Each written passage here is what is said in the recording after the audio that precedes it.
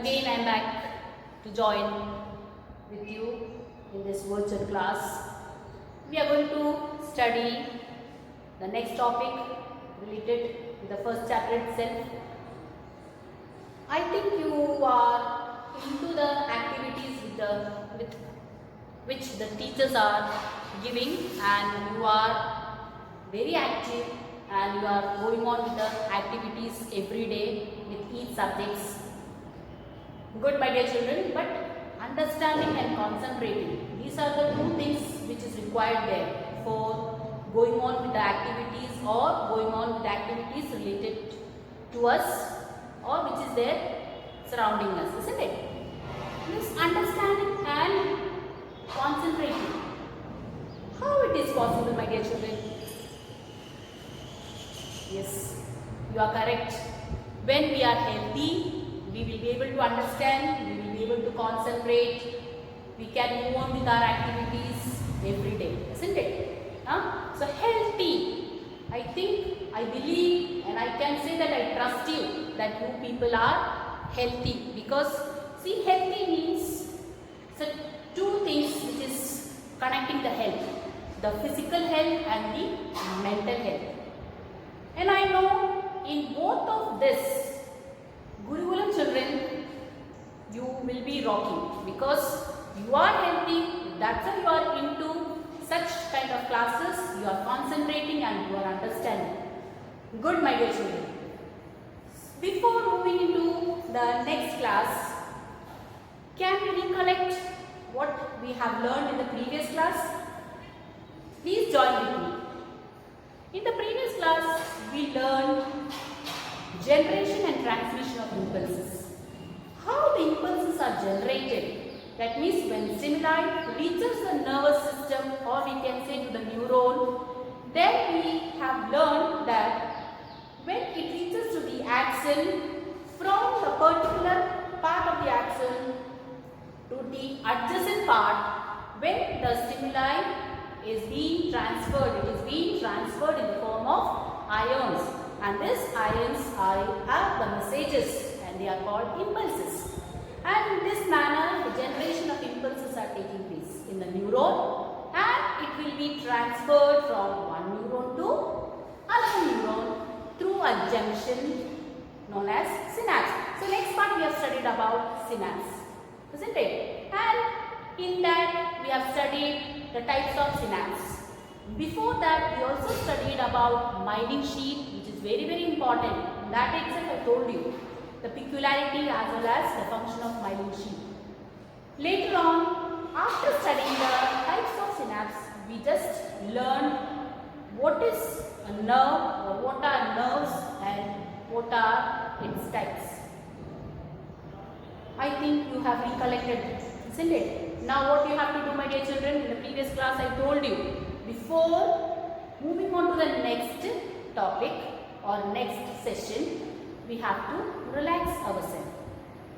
So I believe you have taken deep breath and you have relaxed yourself, and now you can drink a sip of water and be active, be energized to go on to the next topic. So here we move on to the next topic, and the next topic is nervous system. Already in the previous class, we learned that nervous system is a system present in the body of an organism which is doing the function to coordinate and control all the activities of our body. And second thing I told about nervous system, it consists of two parts, brain and spinal cord. So today in this session we are going to study about the brain and spinal cord. So before getting into the structure of brain and spinal cord, we can see the nervous system and how it is being classified. So here you can see nervous system, it is classified into two, central nervous system and peripheral nervous system. In the case of central nervous system, again when we are classifying, we can see brain and spinal cord are the parts we can see in the central nervous system. And in the case of peripheral nervous system, we can see cranial nerve and spinal nerve. From the name itself, cranial. Cranial means cranium. Cranium, it is the name or it is the word which is indicating about the brain. Cranium means it's the skull. And where do we find skull? We find skull in the brain. So skull is a protective part of the brain, isn't it? Now, when we are going on with the spinal nerves, from the name spinal, it is being indicating that it is related with spinal cord. So the nerves which are connected to the spinal cord are spinal nerves. So this is how we can classify nervous system as central nervous system and peripheral nervous system. Now we can see in the form of flow chart, nervous system is classified into central nervous system and peripheral nervous system. Again we can classify central nervous system into two, brain and spinal cord. Again when we are coming to the peripheral nervous system, we can classify it into two, cranial nerves and spinal nerves. I think you would have understood the classification of nervous system. Now we are into the central nervous system where we are going to study about brain and spinal cord in detail. First one, we can move on with the brain. I told you before itself, brain is situated in the head region and it is protected by a hard case, and that is skull. So brain, where it is protected inside the skull. And next thing, not only the skull is protecting the brain, there is one more layer, or we can say it is a three-layered membrane which is protecting the brain, and that layered membrane is called meninges. The figure related to meninges we will be studying after this slide. Okay. Now, as I told you, it is a three-layered membrane. Within the inner membrane of meninges, we can see fluid. What do you mean by fluid? Nothing, my dear children, just it's a watery substance. Okay. So, watery substance we can see which is filled there in between the meninges, and it is called cerebrospinal fluid, or in short we can say as CSF. This is very important. Here you can see the picture where you can see the structure of brain, and in the structure of brain you can see the brain is protected by the skull, and here you can see the brain, and now in the brain and between the brain you can see there on the top the layers are there, and these three layers are the membrane and they are the protective layers, and these are called meninges. Here you can see the portion of meninges, that is, this is brain and this is the skull, and between the skull and the brain you can see the three-layered structure, meninges, and as it is three-layered, in between the three layers you can see the fluid. I think you are understood about meninges, isn't it? And now also you can see again fluid between the meninges. This part also we can see, not only there, here also we can see meninges is present there in the brain region, and the brain is connected to a long rod-like structure. It is connected to spinal cord. Okay, my dear children. Now we have studied the fluid which is present there in between the membrane of meninges are called CSF or cerebrospinal fluid. Now we have to know, we should know, or we have to understand what is the peculiarity and function of CSF. We can see the peculiarity of CSF. It is formed from the blood and reabsorbed into the blood. What do you mean by that, my dear children? I think you would have understood. Formed from the blood means blood is producing it. Understood? And reabsorbed into the blood. That means after completion of the function or activity, if it is there present in between the meninges, it will be again reabsorbed by the blood. Blood will be again reabsorbing it, and whenever needed it will be forming it. So that is the peculiarity of CSF. It is important. Next one we have to see the function of CSF. It provides nutrient and oxygen to the tissues of the brain. Here I want to ask you one question. The same function we have studied in the previous class with one of the part. Just recollect which is that one. Shinsi, can you answer? Yes, my dear children, we have gone through the myelin sheath. That time we have studied the same function there, isn't it? Provide nutrient and oxygen. But here it comes the brain and there it is axon. So how we can see like this? We have to differentiate the parts and we have to study. Okay. So again I repeat, it provides nutrient and oxygen to the tissues of the brain. Number 2, regulates the pressure inside the brain. Whenever the blood flows through the brain, surely pressure is created there and it has to be regulated. Otherwise, what will happen? Consequences will be taking place, isn't it? So for that, the pressure to be regulated, blood pressure to be regulated in the brain, and it is being done with the help of CSF. Third, protects the brain from injuries. What do you mean by that? That is, we are knowing, or we used to hear many things in accidents. We used to hear that the child has fallen there or a person has met with an accident. When all this thing happened, the child, no problem is there with him, or we used to hear that after the accident also the person is okay. Why it is happening like that? Because in the case of head region, CSF is there which is protecting the brain from injuries. It is not giving the complete shock to the brain so that the brain can get damaged. It is protecting there, isn't it? It is acting as a shield there so that the brain will be protected. Why we are using helmet, my dear children? Because to protect the brain. In that same manner, CSF is also like a helmet to the brain. Okay. Now we can see the structure of brain. In the structure of brain, there are many parts. But for you have to study only these parts according to the 10th standard SCRT. So here we can see this is cerebrum. Then we can see thalamus, hypothalamus, cerebellum and medulla oblongata. These are the parts which you have to study related to the structure of brain, isn't it? So here you can see this much part is being covered there by cerebellum. When we are comparing the other parts with this part, which part is the largest?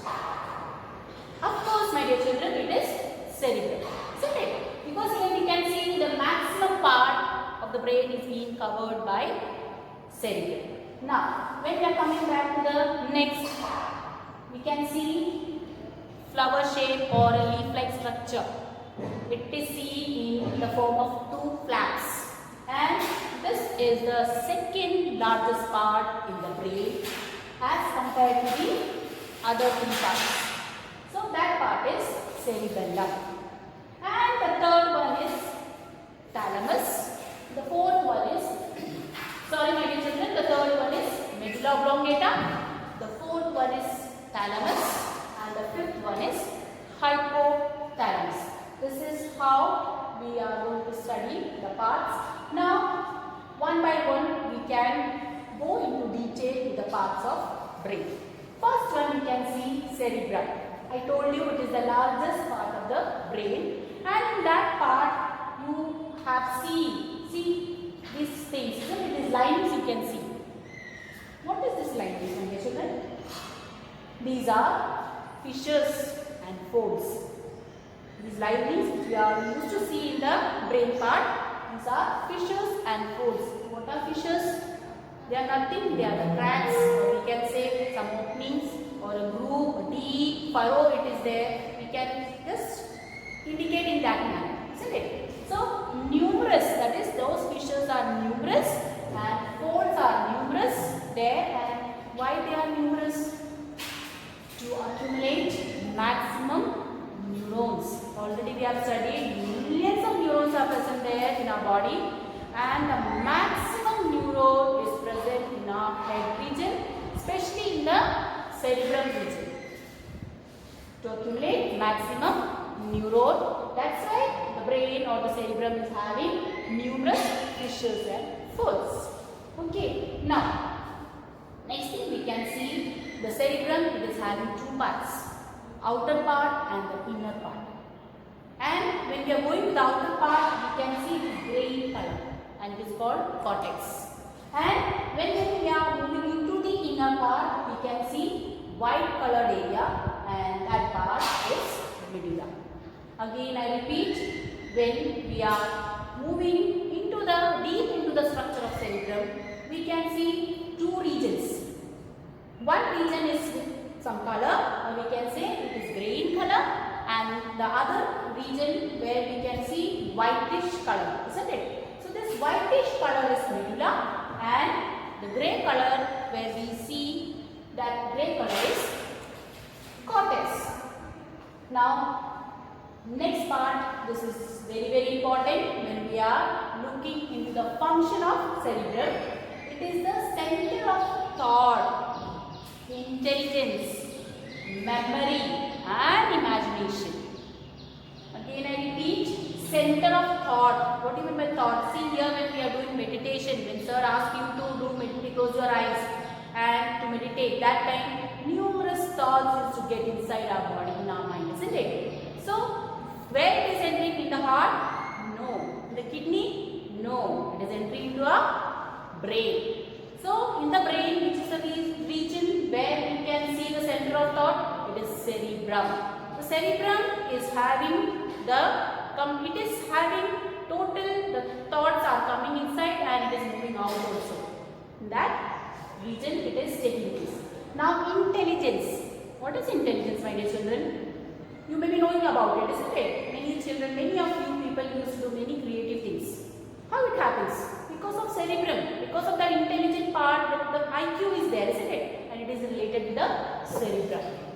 Memory, we have to recollect. Just now I asked you whether we can recollect the previous part, isn't it? That time all were happy to recollect. Why? Because we were into that process as we know what happened in the last class. How we came to know about it? Because of the cerebrum, which is having this function. Next one, imagination. Sitting at home, we can imagine we are in the school, isn't it? Here, standing in front of the camera, and if we are imagining that yes, I want to just meet Vaishnavi, surely I can imagine she is there in front of me and I am speaking to her. That is imagination. So while sitting or while standing, what all things we want, we can imagine and we can reach to that area, isn't it? So that is imagination, and imagination is also taking place in the cerebrum. Now the next function invokes sensations. This sensation is a word which we have studied in the previous class, and from this only I started my first chapter, sensation and responses. Sensation means feeling, isn't it? So what is happening there? Cerebrum is helping to evoke sensations, feelings which is taking place in us. The next one is it controls voluntary movements. My dear children, raise your hands. Yes, you are able to raise, isn't it? Put down your hands. Yes, you can do it. So this raising and putting down the hand is a voluntary, because according to our will we are doing it. So that is taking place because of the cerebrum. I think you would have understood about cerebrum, isn't it? Now the second part is cerebellum. It is the second largest part of the brain, and it is seen behind the cerebrum. Seen behind, that means it is seen just back of the cerebrum. Understood? And it is seen in two flaps. And as I told you, it is seen behind the cerebrum and it is seen in two flaps. We should know what is the function of cerebellum. Coordinate muscular activities and maintain equilibrium of the body. What does this mean? Coordinates muscular activity. We know the body is also having muscles, isn't it? And because of the muscular movement only we are having, we are doing many activities such as I told you, raise your hands. Muscle is helping us to raise the hand, isn't it? So that coordination is being done with the help of the cerebellum, and because of the cerebellum, because of this coordination of muscular activity, we are able to maintain equilibrium in the body. See, when we walk, we have to walk in a proper way. This walking is taking place because of the coordination of muscles, and these muscles, they will coordinate with the cerebellum, and because of that we are able to walk properly, isn't it? So we can say that because of the coordination of muscular activity, the cerebellum is able to maintain the equilibrium of the body. That is about cerebellum. Next, third is the medulla oblongata. Here we have seen the structure. It is in the form of rod shape. It is in the form of rod shape. Rod shape means like a stem, isn't it? It is like a stem, and it is connected to the spinal cord. The continuation of the medulla oblongata is there, and that continuation is with the spinal cord. And here we can see the function. It controls involuntary actions such as heartbeat, or we can say heartbeat, breathing, etc. Here this part, this is the area where we can see medulla oblongata, isn't it? And every time the specialist or the people, those who know about it, used to say, never beat on this area. If we are beating this area, what will happen? The person may die, because of it is controlling the involuntary actions which we cannot control. Whether it is possible, my dear children, to control our breath. If I am asking you to take a long breath, a deep breath, and I am asking you to just hold it for half an hour, is possible for you? No, but it is possible for medulla oblongata, isn't it? As it is controlling the involuntary actions. Heartbeat, we cannot stop with our will, isn't it? It is being controlled there with help of medulla oblongata. That is about medulla oblongata. The fourth one is the thalamus. It is situated below the cerebrum. In the top we have seen the cerebrum, and to that below area we have seen a small portion, and that is thalamus. And the function is, it acts as a relay station of impulses. What is relay station? That means the impulses, when it reaches the brain, first it will move to the thalamus, and there the thalamus will analyze which is the impulse which I should give priority, and after prioritizing, those impulses will be taken to the cerebrum or to the area where it will be interpreted and the response will be given back. Understood? Now the next one is hypothalamus. Again we can see here, situated just below the thalamus. We have seen a small area below to that dot, that is hypothalamus, and it maintains homeostasis of the body. What do you mean by homeostasis? This word you have studied in your 9th standard also. Homeo means, or when we are splitting it, this is the state, or you can say state where the body is in balance, isn't it? A balanced state of the body is homeostasis, or we can say the equilibrium when the body is attaining, that is homeostasis. It is maintaining the homeostasis of the body. Who is maintaining? Hypothalamus. See, when we are feeling thirst, what we will do? Whether we will be sitting simply? No. When we feel that thirst, what we will do? We will take a glass of water and we will drink, isn't it? So that is being balanced there. When we feel hunger, what we will do? We will take food. So again it is being balanced there. So this is activity what hypothalamus is doing there. My dear children, now you have understood about the structure of brain. So again I will repeat the parts. Number 1, cerebrum. Number 2, cerebellum. Number 3, medulla oblongata. Number 4, thalamus. and number 5, hypothalamus. This structure of brain you have to draw in your file, and you have to label the parts with capital letters on the right side of your file. Okay. Now, as I told you, central nervous system consists of 2 parts, isn't it? Peripheral and brain and spinal cord. So, brain we have already gone through what are the parts and what is its function.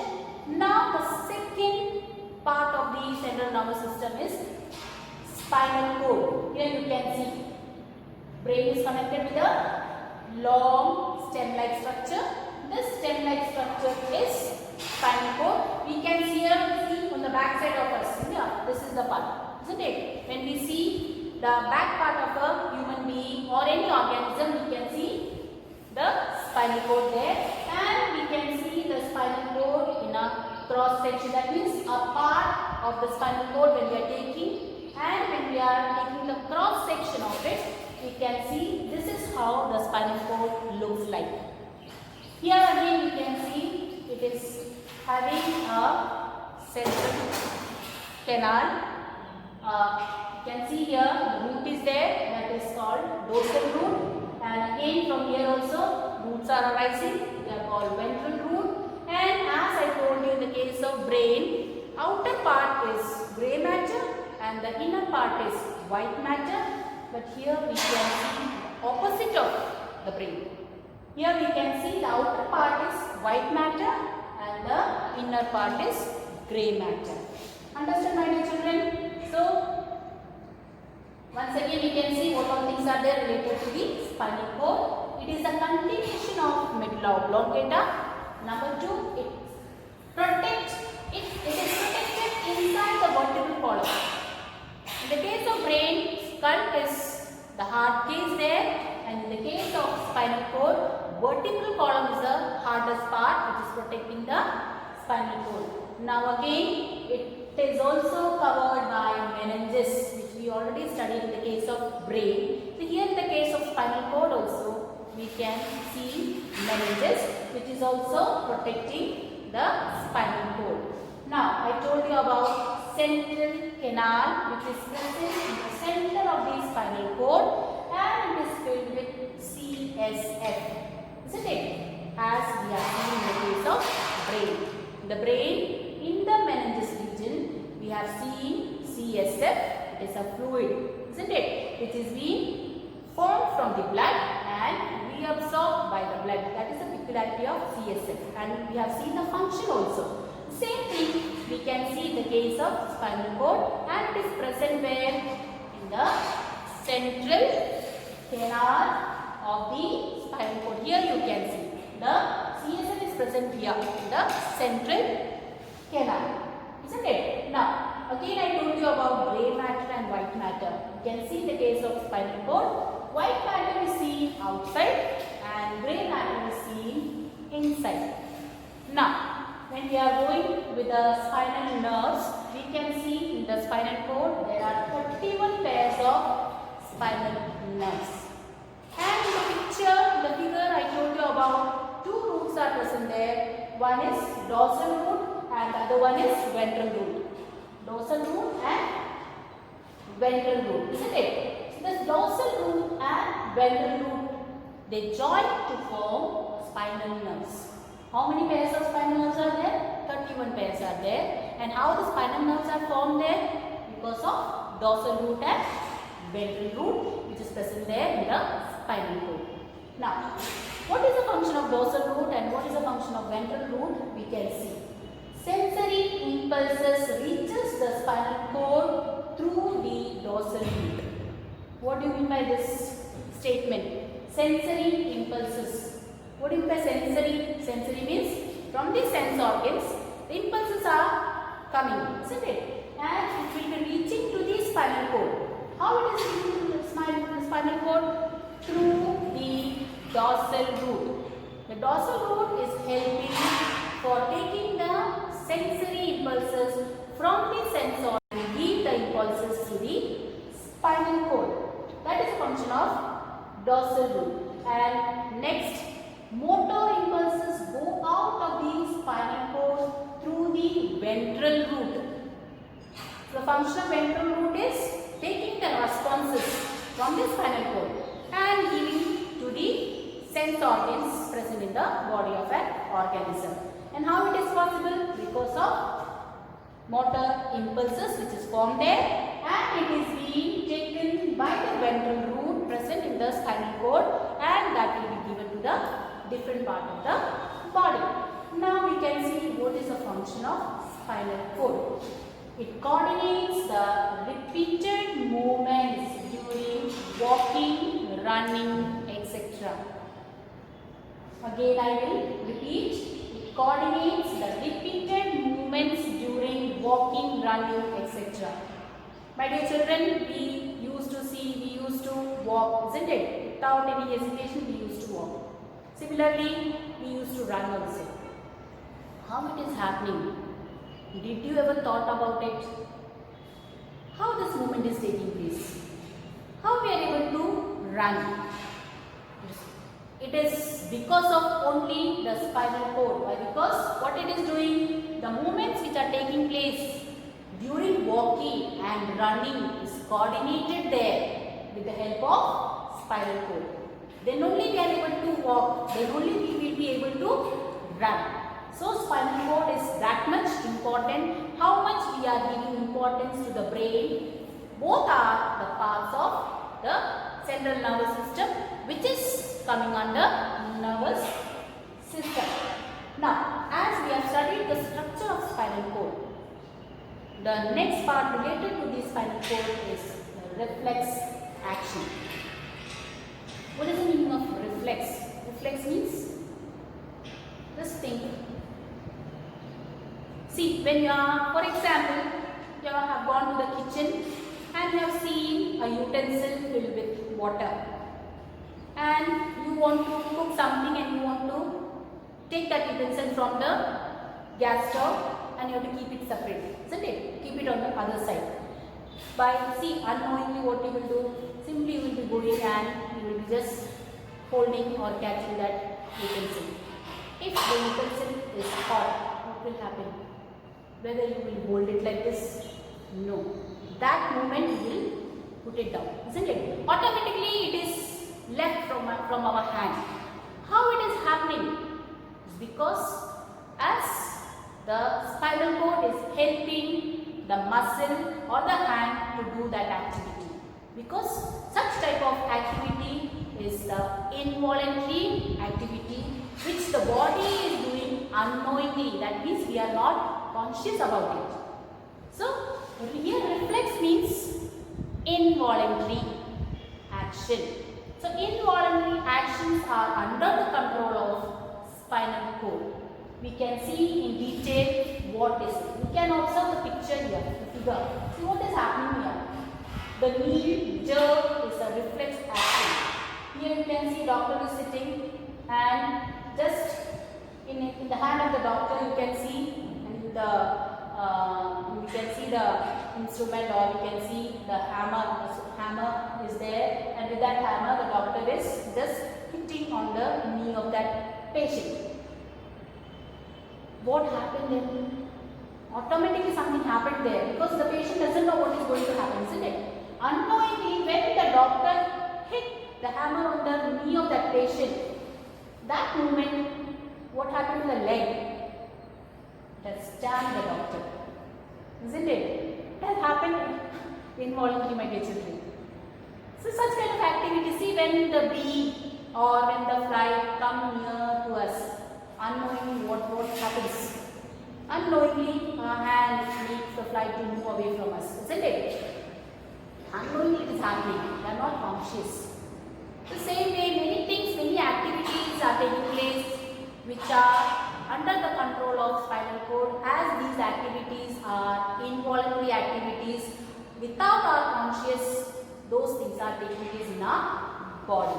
Okay? So here, what is reflex action? It's the accidental and involuntary responses towards stimuli. So in the picture, what is the stimuli? Stimuli is the hammer hit onto the knee of the patient. This is the stimulus. And when the stimulus taking place there, what happened to the response? can see what happened, what the leg is doing there, isn't it? This happened unknowingly. So that is the response which has taken place. That is involuntary response took place there. So such type of activity when it is being taking place there, it is called reflex action. Now see next sentence, it doesn't happen consciously. What do you mean by consciously? Just now I told you, without knowing, isn't it? We don't know. Unknowingly it is happening there from the body side. That is taking place because of spinal cord. Now the next question is there. How does the reflex action happen in our body? How it is happening in our body? We can analyze the illustration and the flow chart related to the reflex action. So here you can see it's just an example. Okay, you can see what it is. It is a candle light, or you can say a burning candle is there, and we know in our house small children will be there. They don't know what is that, isn't it? Whether it will harm or what is going to happen, they don't know. When they see, they will be attracted towards the candle light. And when they will go and when they will just touch with their finger, what will happen? They start to cry. They will withdraw the hand itself. How it is happening? Because of reflex action taking place because of spinal cord. So here we can see this is the stimulus. And when the finger is touching that stimulus, automatically the sense present in the finger, we know that skin is a sense organ and it is the largest sense organ and it is having receptors in it. Already we have studied about receptors. They are the specialized cells which are able to receive the stimuli or stimulus. Those are called receptors. So finger tip is a receptor. It will receive that stimuli, that is a burning candle, and that when it receives it, we can say sensory neurons which are present in the hand. Sensory neurons are present in the hand, as we have said. Sensory neuron and motor neuron are there in our body. So this sensory neuron will receive that stimuli in the form of impulses, and from there it will be reaching to the spinal cord. This is the structure of spinal cord. When it reaches the spinal cord, we can see activities are taking place related to the impulses, and here you can see this green part. It is a neuron which is called interneuron. This interneuron, from the name itself we can say that it is between the sensory neuron and motor neuron, which is connecting the sensory neuron and motor neuron. So when the impulse reaches the spinal cord, there the impulses will be interpreted and it will be analyzed, and later on the response will be taken to the motor neuron, to the muscles present in the hand, and what will happen then?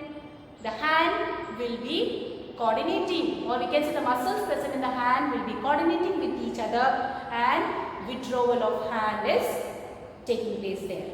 In this manner, reflex action is taking place in the body of an organism. So here you can see stimulus, then receptor, this is the receptor, and then we can see here the sensory neuron is present there, and then we can see the interneuron, and we can see the motor neuron, and the last is the related muscles. This is how the impulses travel. So we can say pathway of impulses in a reflex action is being done like this. That is stimulus. You can see the flow chart related to it. Stimulus, and the stimulus will evoke responses by giving the impulses to the receptor present in the fingertip of the hand, and from there the receptor will be giving the impulses to the sensory neuron, and from there it will be connected to the interneuron. Then from the spinal cord it will be the impulses will be analyzed, and then it will be interpreted, and then the response will be going to the motor neuron, and motor neuron will be taking the response to the related muscles of the hand, and the hand is withdrawn. In this manner, the hot utensil or any hot object is there, it will be withdrawn, or a hand will be withdrawing itself from those things. Isn't it? See, when we stand on a thorn, what will happen? We will not stand there. We will move our leg, that movement itself.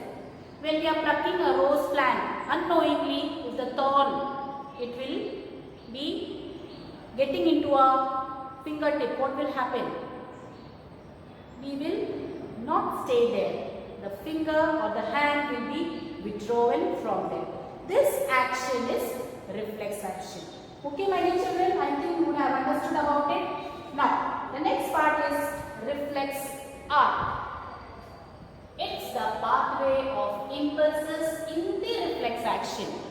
Pathway of impulses in the reflex action means the way through which the impulses travel. Already I made you understood how the impulses are traveling.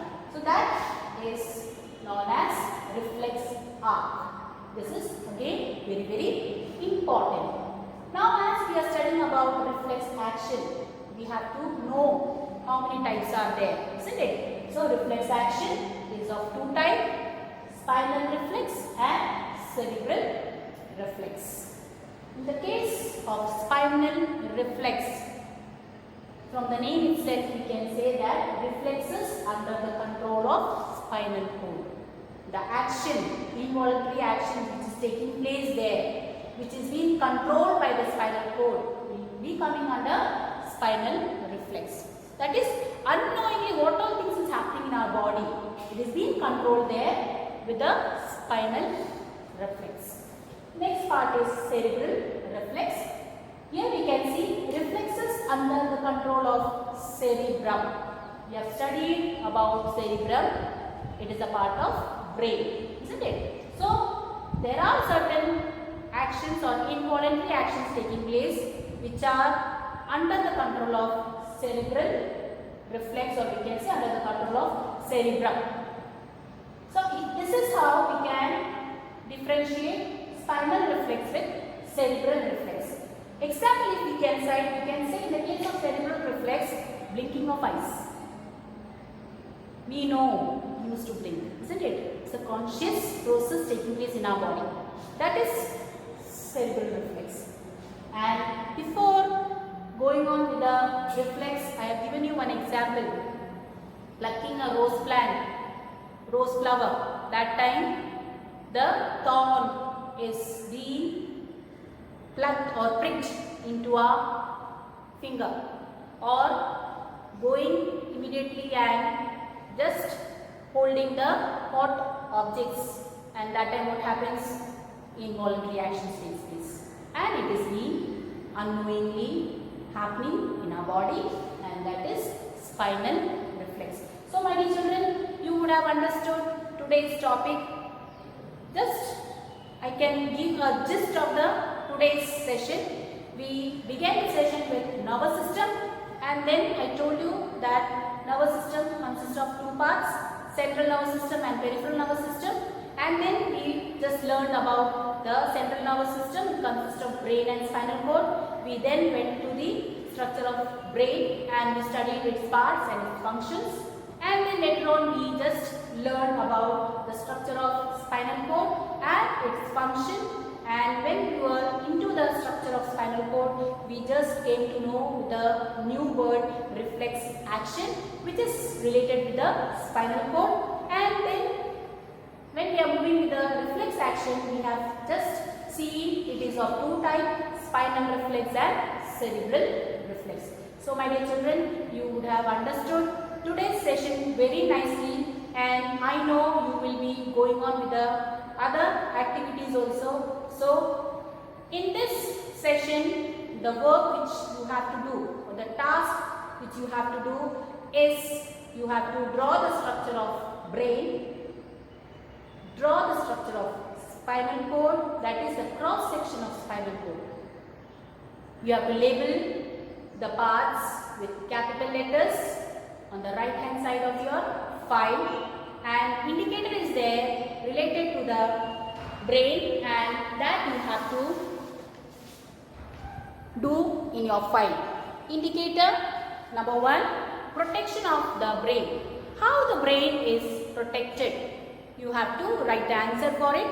Number 2, nourishment of the brain. How the brain is nourished. So these are the 2 tasks.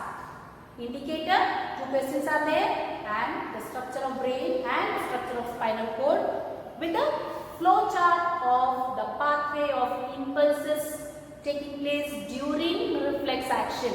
That also you have to do in your file. So next time again we will be meeting, my dear children. Till then, be healthy, be safe, have a great day. Thank you.